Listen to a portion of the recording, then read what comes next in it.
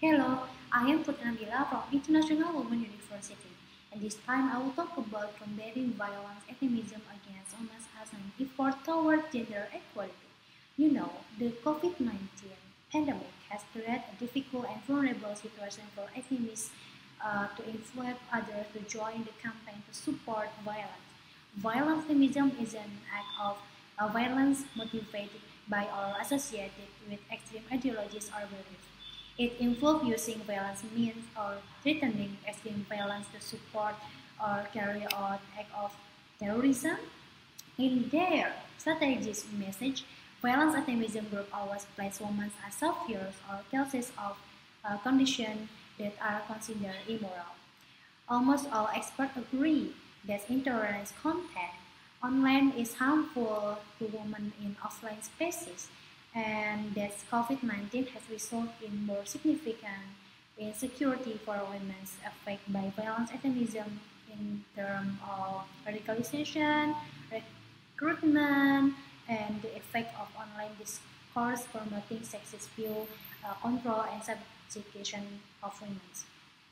Many women's involvement in violence extremism is influenced by being brainwashed, especially on ideology and with various narratives. In addition to being brainwashed, women's involvement in the sphere of activism is also influenced by the motivation for revenge, disappointment due experiencing domestic violence, breaking up or not being married, and the belief in loyalty to husband and religious teaching.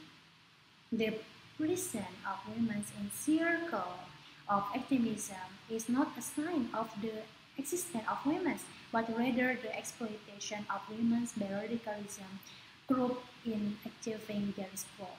So it can be concluded that there are no extremist groups that support the ideology of equality between women and men. In this video, I invite everyone, especially women, to protect themselves for violence extremism as an effort toward the 5 Sustainable Development Goals to eliminate all harmful practices, including violent extremism. Currently, the government has made a policy, and the President of the Republic of Indonesia, Joko Widodo, has signed Presidential Regulation of the Republic of Indonesia or Pilmapres number 7 or 2021, concerning the National Action Plan for Preventing and Combating Violence Extremism that leads to Terrorism in 2020-2024. The NAP Preventing Extremism aim to increase the protection to citizen right to security from violence extremism that leads to terrorism as part of the implementation of state obligation toward human right to maintain national security stability based on Pancasila and the 1945 Constitution of the Republic of Indonesia.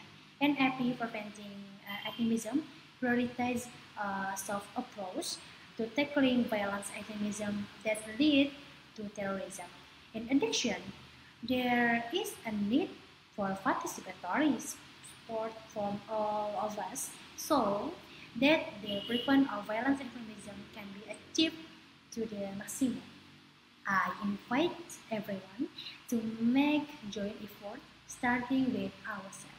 Starting with saying women and men as equal because they are equally at risk of being victim and perpetrator, increasing the tolerance among us by opening interfaith discussion with multi-interpretative studies, avoiding simulation content and media, including social media that reinforce prejudice and negative stereotypes, and building critical thinking and understanding and evaluating information can help us avoid being trapped in extremist propaganda and narratives.